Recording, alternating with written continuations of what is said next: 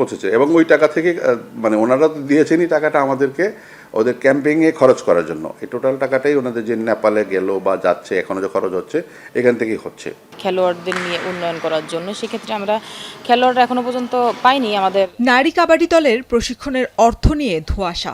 ফেডারেশনের সাধারণ সম্পাদক টাকা ব্যয়ের কথা বললেও এখনও সে টাকার বিষয়ে কিছুই জানে না খেলোয়াড় থেকে কোচ কেউই।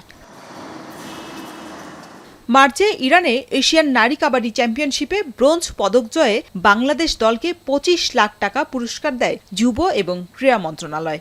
মূলত নারীদের উন্নত প্রশিক্ষণের জন্যই এই অর্থ দেয় মন্ত্রণালয়। তবে খেলোয়াড়দের সঙ্গে ফেডারেশনের সাধারণ সম্পাদকের কথায় এমন গরমিল থাকায় সত্যতার খোঁজে এনএসসির দুয়ারে করা। তবে ফোনের ওপারের জবাব শুনে আকাশ থেকে পড়ার মতো অবস্থা। ফেডারেশনকে সে অর্থ এখনো বুঝিয়েই দেয়নি জাতীয় ক্রীড়া পরিষদ। এখনো হয়নি, এটা অর্থ মন্ত্রণালয় থেকে ছাড়টা পেয়েছি আমরা, আগামী রবি সোমবার নাগাদ পেয়ে যাবে। ফেডারেশন সেটা ডিস্ট্রিবিউট করবে, প্লেয়ারদেরকেও দিবে বা কোচ ইনক্লুড করে, এটা তারা সিদ্ধান্ত নেবে। ফেডারেশনের সাধারণ সম্পাদকের এমন কাণ্ডের কোনো সদুত্তর মেলেনি, সঙ্গে যোগ হয়েছে নানান প্রশ্ন।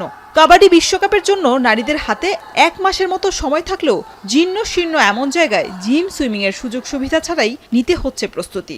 তাতে কতটা প্রস্তুতি নিতে পারছেন খেলোয়াড়রা? শুধু বাংলাদেশে ক্যাম্প করলে চলবে না, আমাদের ক্যাম্পটা আসলে দেশের বাইরে করানো উচিত। 2 মাস 3 মাস বা প্র্যাকটিস ম্যাচ আমাদের খেলতেই হবে, এটার কোনো বিকল্প নেই। চেষ্টা করতেছি যে না, মেয়েরা ভালো করবে, আমাদের আসলে প্র্যাকটিস ম্যাচে আরও দরকার আছে। যে কয়টা দিন আছে, হয়তো 1 মাস আছে সামথিং, তো আমরা এই কয়দিনে যদি ফিটনেসটা কভার করতে পারি তো আমরা ভালো একটা রেজাল্ট করতে পারবো আশা করি। আমাদের জিম আর সুইমিং করলে হয়তো আমরা আরো বেশি একটু ডেভেলপমেন্ট করতাম। এমনকি নারী কাবাডিকে এগিয়ে নিতে নেই শক্তিশালী কোনো পাইপলাইনও। দীর্ঘদিন ধরে হয় না জাতীয় প্রতিযোগিতাও।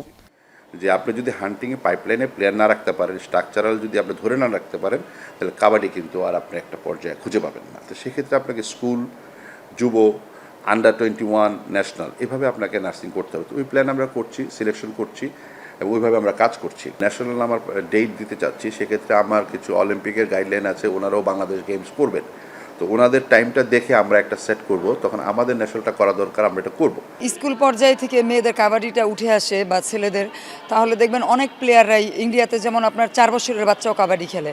ওরা দেখে যে সিনিয়ররা যখন চলে আসছে ওরাও ওদের দেখে দেখে শিখে।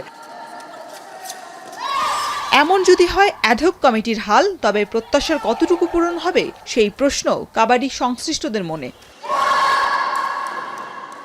শরীফ রওশন, এখন, ঢাকা।